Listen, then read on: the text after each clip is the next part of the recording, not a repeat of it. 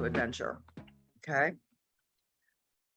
It's often creates a crisis in our lives. It certainly did for me, and I'll share more about that. It forces us to question everything we thought was real, true about life, about ourselves. It really throws us into what I call creative tension, or it can be really uncomfortable tension. Okay. So, so there's the ordinary, there's the call to adventure, the threshold where an event forces us to kind of pivot in our lives. It can be small, it can be big. Okay. And it can happen more than once. It's not this, none of this is a once and done thing. The stages up here, the ones I'm going to talk about, it's not linear. I mean, it's spiraling. Like you'll go through these stages over and over and over and over and over. I used to say, like, I can't believe this is happening again. I thought I dealt with this. So I think a key point I want to make is evolution initiations are spiraling. You know, it's not a straight linear shot, neat and clean conclusions. Now, once, you know, this kind of call to adventure happens, you cross the threshold, there can be a lot of back and forth. Do I want to go? Don't I want to go? I'm comfortable where I am. But then there's this tension pushing us into something new and unfamiliar. So there's a lot of refusal going on, you know, or we make 5 steps forward, 4 steps back, or 10 steps forward, 20 steps back. You know, it's not neat and clean. Okay. And there's no wrong way to do it. Okay. So there's no, like, I'm really blowing this, you know, it's just your unique process. And along the way, we can meet mentors and helpers, and we can meet enemies.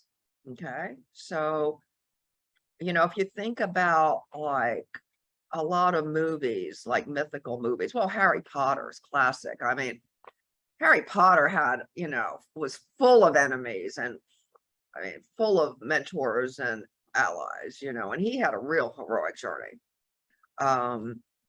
And, you know, we'll go close to like really having to die to our old identity eventually. And that could take months, years, or decades. Again, no formula timetable. Eventually, hopefully the end result of all this is returning to the community and bringing gifts we've gained, knowledge we've gained, and sharing those gifts and knowledge with the community. But I don't want to paint a picture that this is all sweetness and light. No spiritual bypassing, please. I meet so many people that want to spiritual bypass things and like think that the whole spiritual path is staying in the light and always feeling good feeling. You know, you got to feel it all. You got to go into the darkness, move through the darkness sometimes on the journey and transmute the darkness and come back to the light. But sometimes it's gone way underground and it's not fun. Some of these stages are not fun. And I would be lying to you if I painted a rosy picture, that it's all roses and, you know, rose-colored glasses and sweetness and light. It's really not. And it doesn't mean you're wrong on your path if those stages are happening. It's part of the journey. Okay. So that's just the basic formula. So I don't know if you want to keep that up, you know, while I talk. So let me just time myself a little bit here.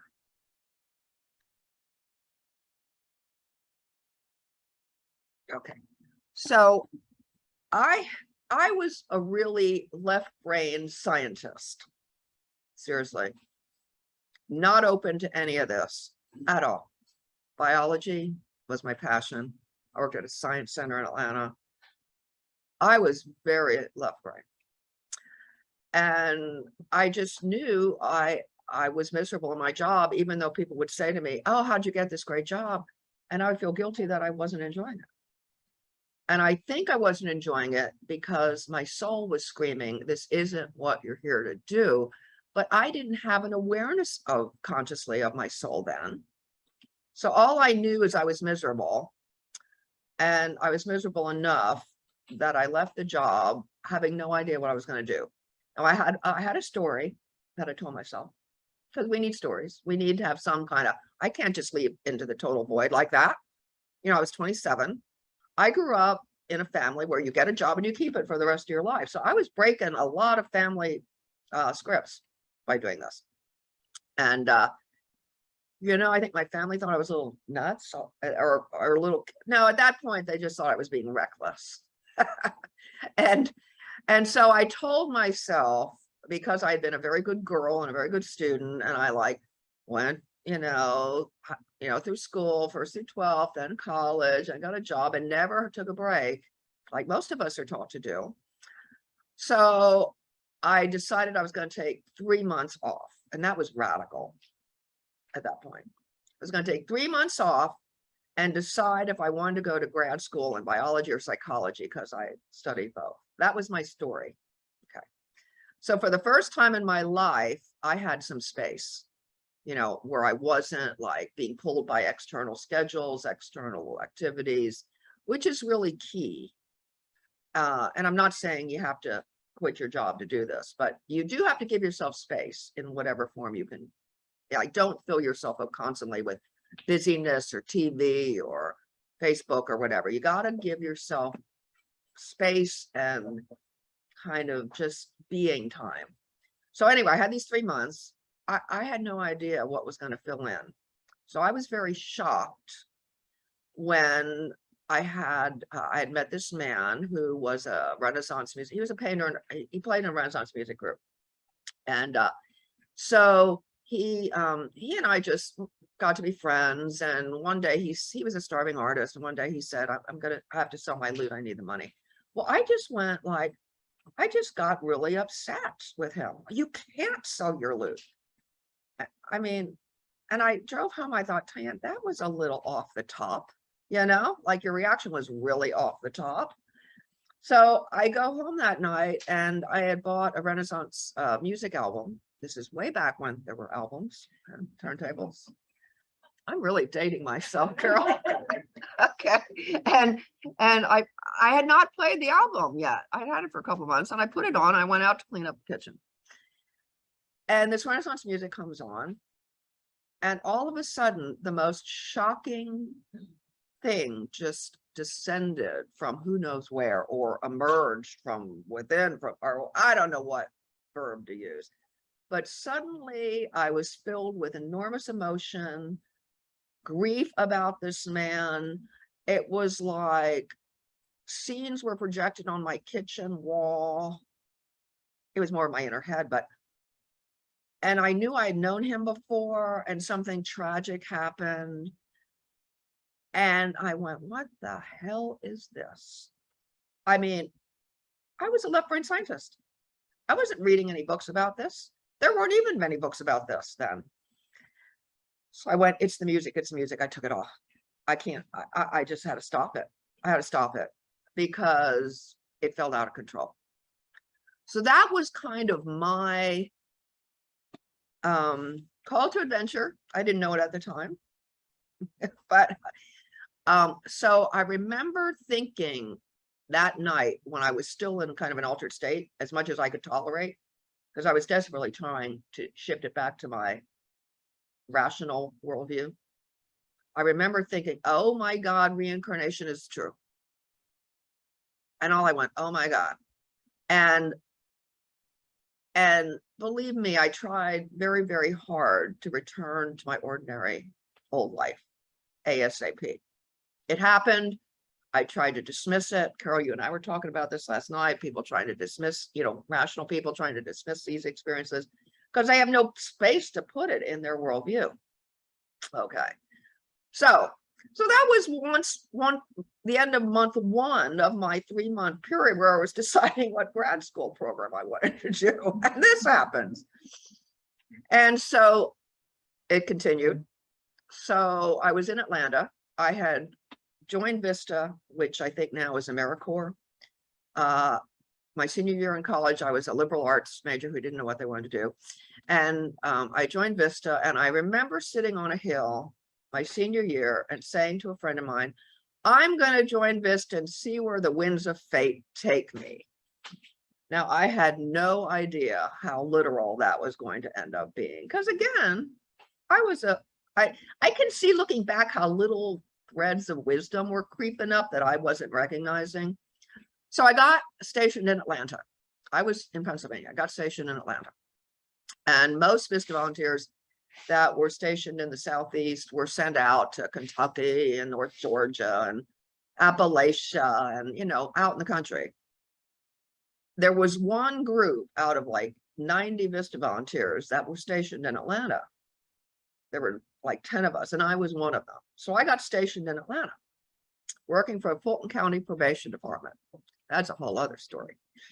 You know, I was from the north, you know, small town. Suddenly I'm in, you know, the heart of Atlanta, working for a probation department. So anyway, I ended up in Atlanta.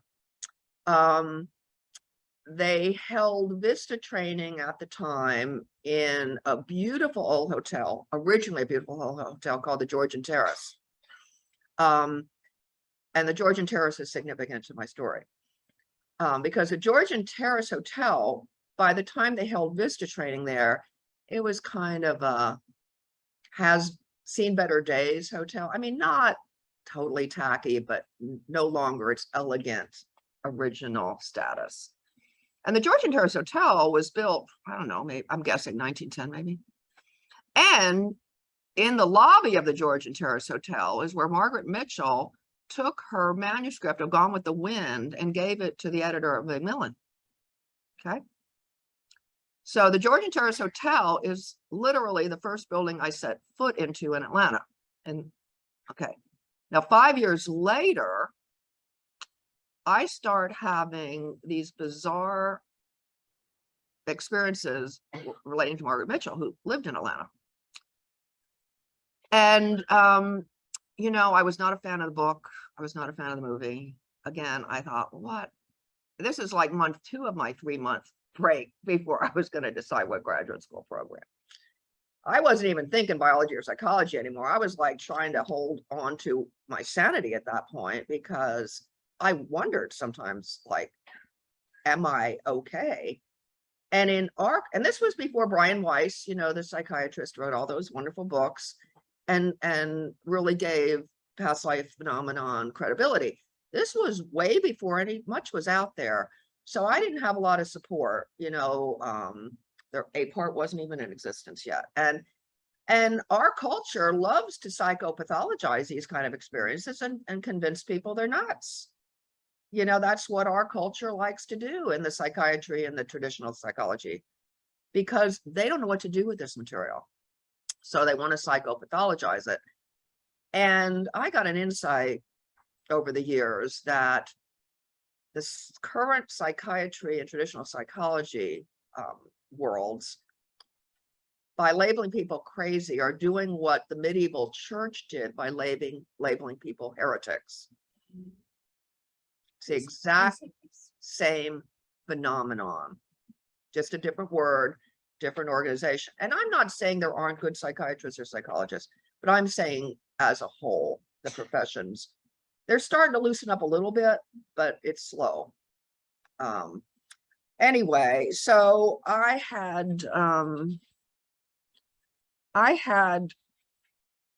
can't go into the whole story now because we don't have time, but I started to have these experiences. Like I was living temporarily in Margaret Mitchell's old neighborhood because my apartment was sold, the house was sold, and I was in between apartments. So I was house sitting, and it just so happened where I was house sitting was literally blocks from where she lived. You know, and probably being in the same neighborhood, Atlanta's a big city, being in the same neighborhood probably activated this and probably was part of the design. So one day I felt intuitively guided to go find her house. I read like a brief biography on her, and there wasn't much. It was really superficial. And I didn't know anything. And it turned out she was killed on Peachtree Street, hit by a car. More on that later. And she lived her whole life within like a 6-block area. Okay. And so I felt guided to go to this address, and it was on Crescent Avenue. And I'll read what happened. This was when things started getting serious. Okay, I'll just read parts of this. So I have a manuscript that I haven't published yet, but I'm working on it. It's been a lifelong initiation. This whole thing has been a lifelong initiation to go public with this, because, you know, there's the whole criticism is everybody's always somebody famous, you know, that I've wrestled with. And, you know, but the truth is, just like Matthew Perry, I don't know if anybody's seen Matthew Perry's doing an interview with Diane Sawyer about, you know, the actor from Friends, about his inner demons, fighting his inner demons. You know, just because you're a public figure doesn't mean, you know, things are rosy in your life. And Mitchell had a lot of inner demons, based a lot on living in a Southern patriarchal culture. That made her crazy. Not crazy, but that gave, you know, really made things difficult with her, for her, you know, because she wasn't given permission to be successful. So my book's quite a feminist statement also. So anyway, one day, again, I had all this space. I wasn't going to a job. So one day, this intuitive voice said, go up and look for this house on Crescent Avenue. So I find it, and here's some excerpts. I felt a bit like a detective, except I wasn't sure what the assignment was. Walking along one block section of Crescent Avenue, I glanced up at every address, trying to locate the number 979, which would match the number scribbled on a wrinkled slip of paper I cradled on my hand. So I'm walking down the street, I find the house. Okay. So I find the house, and then a subtle, like a chill goes down my spine. And again, I'm still the rational biologist. I'm kind of going, what the heck is this? You know, it makes no sense. Let me try to dismiss it. So I still didn't know what I was doing. And I'm staring at this. The house was totally dilapidated by then. I mean, really dilapidated. Nobody was living there. There was no trespassing sign on the fence, you know, but you could still see the address. It has since been turned into a Margaret Mitchell museum, but that was decades later. So I decided, I don't know why the heck I was guided here. And I go and get in the car, and I turn right onto Peachtree Street. And my ordinary state of mind was suddenly shattered by the oddest and most complex sensation I'd ever experienced washing over me. Powerful feelings erupted forcibly and spontaneously, and I burst into uncontrollable sobbing. At the same time, it was as if a tape recorder had started up inside my head with the words, I've come home, I've come home, I've come home. So like I'm driving a car down a busy street. Peachtree's a busy street. It's a main street, sobbing. And literally wondering what the heck was going on. So, you know, I drove about 7 blocks, ended up at the intersection where the Georgian Terrace is, because it was 7 blocks south of there, and, you know, turned left to go back home. And just, I was totally exhausted. I just felt totally spent. So that was probably, you know, the whole thing with the Renaissance musician was really tame compared to this experience. But that had opened the door to reincarnation as possible, you know, is true. So that started my initiation that has, for me, been lifelong as far as Mitchell's unresolved issues are concerned. I've had many other memories of other lifetimes that aren't public names and have a lot of healing to do. So this isn't the only one, but this is the one that has been most potent. And maybe it's because it was most recent. Maybe it's because she died suddenly with things unresolved. And there's and I mean, I cast my fate to the wind and joined Vista, and I got sent right back to her world, literally, at age 22. And so there's a great quote by a man named Morris Netherton. Do you know his work, Carol? Morris Netherton was an early pioneer in past life therapy, and he wrote one of the first books called Past Life Therapy. I think it's out of print and hard to get. But he has a quote that just really speaks to my experience. And he says, death is a great unresolved trauma. When death comes suddenly, especially when death comes suddenly, we just take the unresolved issues into another lifetime. Okay. So this is why, if you ever do regressions, why the therapist will emphasize so strongly processing the consciousness at death to release the patterns. Okay. So while I was in Atlanta, you know, umpteen synchronicities happened, umpteen intuitive guidance happened. But I always lived in town even before this started, but now I was like literally in her 6-block area over and over again. And I wrote once, I feel like a stranger in a land of familiarities, because I could feel her, I could like see it through her eyes, but nobody could see her and me. You know, it was weird. And then I realized that, and this is very pertinent to this weekend, Halloween, being Halloween, I realized that maybe we, let me get this right. Maybe we are our own ghosts, meaning past life residues, past life personalities haunt us, not in a negative, destructive way, to resolve, to help, to kind of team up with us, to help us resolve what they couldn't resolve then. Okay. And I want to recommend a really good book. It's came out in 91, but it's still readily available. It's by a man named Chris Bache, B-A-C-H-E. It's called Life Cycles, Reincarnation and the Web of Life. And if you only read one chapter, read the Oversoul chapter, because I read Chris's book years after I had these experiences, and his book captured what I was experiencing better than anybody else. And he wrote a lot about past life personalities being like dynamic living realities. They're not static. They're not like static and frozen somewhere. They may be like latent, and it's not time for them to move forward into your consciousness. But once it's time for their unresolved issues to be healed, or for you to become conscious of this, for your own healing, for your own growth, for your own claiming your talents and your gifts, and maybe even your purpose in this life that's connected to that lifetime, they start to, in a way, dialogue with us. You can maybe hear an intuitive voice that isn't yours, but maybe a past life presence.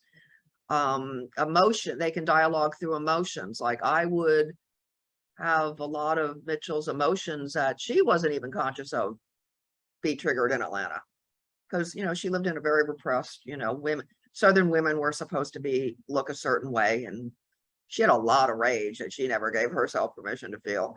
And I felt it, and it wasn't just mine, you know, it was a lot of hers.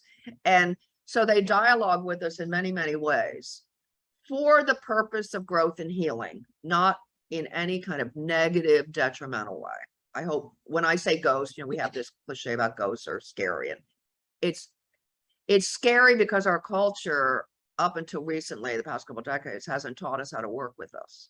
You know, that's why the Symposium and, you know, all the material out on past life regression is so very, very beneficial, you know, to all of us. I had a question. Sure. I've studied a lot of different philosophies, and in almost of all these different systems that I've studied and different ways of looking at all these subjects, they say that the average for reincarnation is about 200 years. That's not true. It varies. It varies radically. There's no formula. Ask any regression therapist, they'll tell you that's not true. I mean, I don't mean to be abrupt, but, you know, that's not what case studies are showing, and hundreds of regression therapists having thousands of regressions. Okay. Go ahead. I just didn't want to like kind of share my first experience with my friend in past life, and then back to Can you show her? she was saying about the journey. Years ago, maybe I was giving my daughter bath, so maybe 6 or 7 years ago, I saw a photograph of it's a horrible photograph of women waiting in line to be executed in the Holocaust, and they're naked and they're holding their babies, and the babies are naked. I'm finally start crying. I talk about this. But I saw the picture, and it's a horrible picture, and it deeply affected me. But it was like it was deeper. It was kind of like what you were saying about feeling her feelings. It was like I felt it, like I was in that picture, right? And I just couldn't not think about this photograph, right? And so I mean, I would weep thinking about this photograph. I would cry so like deeply, like I had experienced that death. And then just through my own meditations and you know, the techniques that I developed personally to connect with my past life. I was driving one day, which is kind of how I have a lot of my spiritual awakenings, is by myself in the car at the red light. And I just kind of talked to spirit, like, you know, was I in this picture? Was I a woman in this picture? And then I reincarnated, and it was like, it's just that voice. Yes, yes, yes. So then fast forward from that, a couple of years ago, I got certified as a hypnotist. And in the course that I was in, I met a man named Arthur, and he and I just connected. We would do break-off groups and practice our hypno, you know, our techniques and stuff. And he and I just started talking, and he was very interested in reincarnation and past lives. And so he and I would talk about that. And he asked me, what was the first thing that kind of made you accept it or believe, you know? And so I told him that story, and he said, what picture is that? And I told him the picture, and it's pretty, you can find it on the internet. And he actually found the original photograph and found where the picture was taken. And he said, that's where my family was, that camp. And so he and I, he's in California, he and I developed a relationship, and his sisters actually researched that he believes that his family, his the matriarchal lineage was one of those women in that picture. Wow. And so he and I were friends. That's powerful. Yeah. This is how it works. Yeah. Were you one of the victims? Or yes. Yes, I was killed. And my child. Yes, yes. Which is a whole nother, I could go on and on about like connection. I have 3 children, and we've all been tumbled around in reincarnation. That's a great phrase, tumbled around. Yeah. But yeah, it's I don't know what the photograph is called. And I mean, I don't suggest anybody looking at it, because it's not a horrible picture. It was in Ukraine. I don't know the name of the camp, but it's a very grainy picture. It's about 6 women. They're naked. 2 of them are holding children that are naked. The children are about 2 or 3 years old. And the story that he researched is that they were being lined up to be shot. And so they're standing in line watching what's going on, and they know. And I don't know who took the picture, or why, you know, but yeah. Well, thank you for sharing that incredibly profound, you know, experience. And it's I mean, there must be so many people with trauma from World War II, let's face it. And here we have 2 right in this room. 3. And I mean, this is how it works though. And I want to just comment that the emotion you had erupt is so convincing to me. You can't make that kind of emotion up. It was like unignorable. No, it erupts. Didn't it just erupt and couldn't be stopped?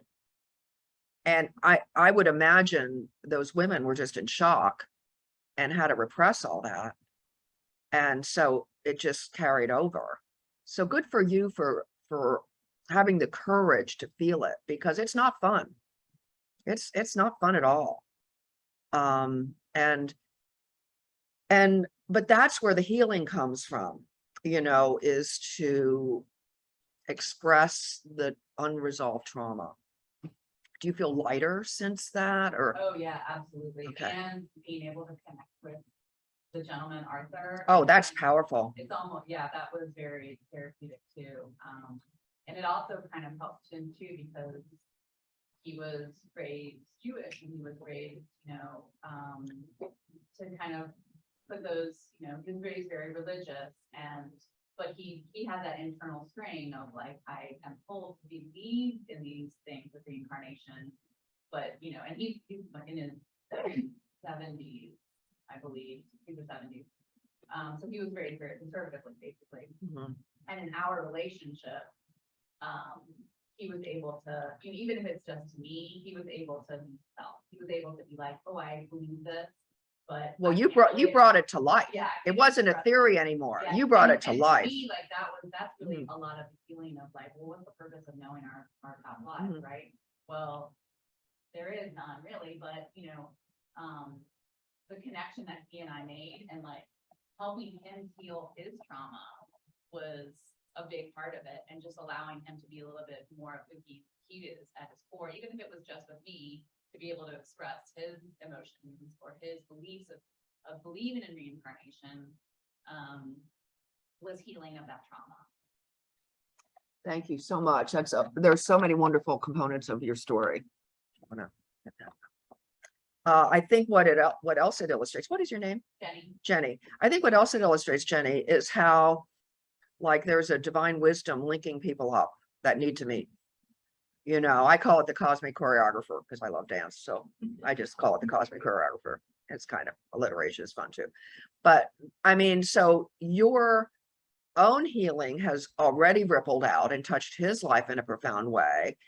And I'm sure it's touched your children in you releasing that heaviness. And I'm sure it's, you know, then, you know, his life being impacted is rippling out. So it just keeps rippling out. And he was able to connect with his sisters, and they researched, you know, it's almost like he said that, like, you know, it's something like obviously his family was in the Holocaust, and so they're aware of it, but it's like, So this is healing helping to heal Yeah. his family and line. then his sisters were able to talk about, oh, Wow. and then it's like, oh, a family story here, and then yeah, it was very Again, so important. Just trust the authenticity of what you're led to, what comes to you, go with it, because it's part of the whole design and fabric of your life and everyone else's and the whole collective, because your story isn't isolated to you. And I love, you know, you illustrating that so beautifully and illustrating how this works.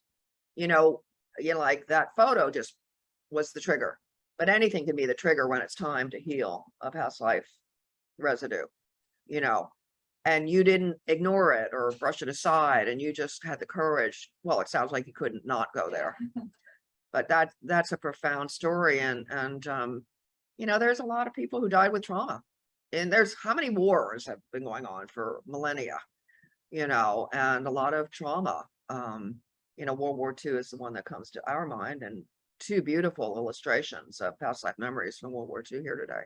Thank you so much for having the courage to talk about it. You know, it's very profound, and I think illustrates so well, you know, the discussion here this morning, because, you know, we all have these residues, and we're all here to heal and grow and evolve and go through our own initiations.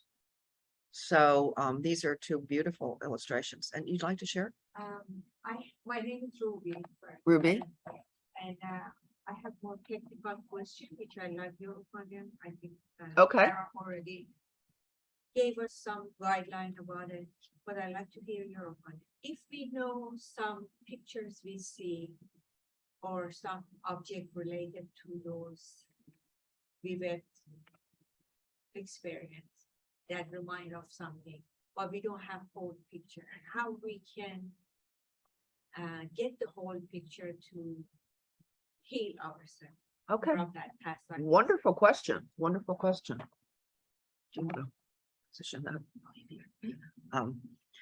Well, that's a marvelous question. And I'm sure the question was, if we have like a few incidents that give us little pieces of a past life, how do we get the whole picture? Okay, here's what I tell my clients, and here's what my own journey has been. It's like getting puzzle pieces. Okay. And, you know, let's say we have a 500-piece puzzle sitting at home in our den. Okay. And let's say, you know, currently we got 50 pieces out of the 500. Okay, well, you only got maybe one corner, you know, and here's what I would say and what my experience has been. You can't force the puzzle pieces to show up. You can invite them. You can be open and receptive. You can pay attention to them showing up. But what I tell my clients is, you know, whatever puzzle pieces you get, like put them in a drawer, metaphorically speaking, keep a notebook, you know, and know that you'll get the whole picture when it's time for you to get the whole picture, which is a great segue. Thank you very much for the segue to my concluding remarks. I really didn't put her there to do this, but I love when it happens. You know, I just want to conclude with things I've learned, and I'm sure, you know, many of you have already learned a lot of these. If anybody wants to comment on it after I run through these. The key is trusting, first and foremost, trust the process. Now that's hard in the beginning. It's very hard in the beginning. So you kind of have to build up your trust and faith muscles. You know, in the beginning, believe me, mine were really weak, you know, but the more you follow it, the more you get confirmation, the more you can then trust it, the next steps. So trust the process, surrender to the process. We can't control this. We can invite it. We can make space for it, but we can't logically control it with our ego. I can't emphasize that enough. Our soul knows when. we're Our ready. soul knows far better. Our soul is breathtakingly wise. So try to get your ego out of the way and surrender to the soul wisdom and divine wisdom and Holy Spirit, whatever you want to call it in your, you know, in your lineage, religious lineage. You know, follow intuition, but learn discernment. You know, if there's one prayer that I pray these days is please give me discernment. Because our ego mind can really trick us and hijack stuff, you know, into thinking we're on to something and we're not. So again, intuition has got to be developed like a muscle, like anything else, and it's a process. And just pray to be aligned with the design of your life. I do that prayer too. I pray for discernment and I pray to be aligned with the divine design of my life. Okay, those are my two big prayers. Each of you can find what is most relevant for you, but I'm just passing on what I have found useful. You know, I think there's this real, well, it's not so much anymore, but it's still present. This conflict between traditional Christianity and belief in reincarnation, or traditional Judaism, as you commented with your friend. I simply don't get it, you know. Again, I'll come back to the Beish book, Life Cycles, Reincarnation and the Web of Life. He has a great chapter in there, if anybody's interested in this, called A Reincarnationist Christianity. And he trained for the priesthood, and he was a religion and philosophy professor. He's retired now, but I mean, he knows his Christian theology. He trained for the priesthood. And he presents in this chapter why the two are very compatible. And it's really an excellent chapter if anybody's interested to reading, you know, why there need not be such a conflict. And the other quote I love is by Aldous Huxley. I don't know if anybody's read Aldous Huxley. He has a great book called Island, which is just marvelous. I may need to reread that. It's been decades. And there's a quote in there that he writes about the experience of distance, whether it be in space, like between here and Germany, for example, or in time, you know, between the present and the past lifetime. You know, there's a distance, but the experience of space and time in distance is the first and most fundamental religious experience. And I think there is something true to that.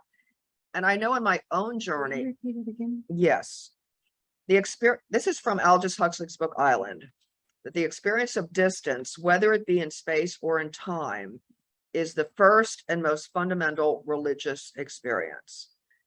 And many astronauts when they went to space and had that distance looking back to Earth, expressed religious awe and looking across that vast distance toward the planet Earth from space.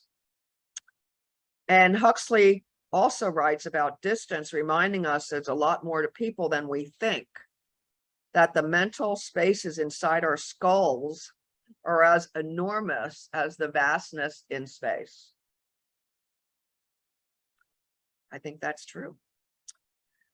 And I can attest to personally, I was raised in a very traditional Protestant home. My parents went to church weekly.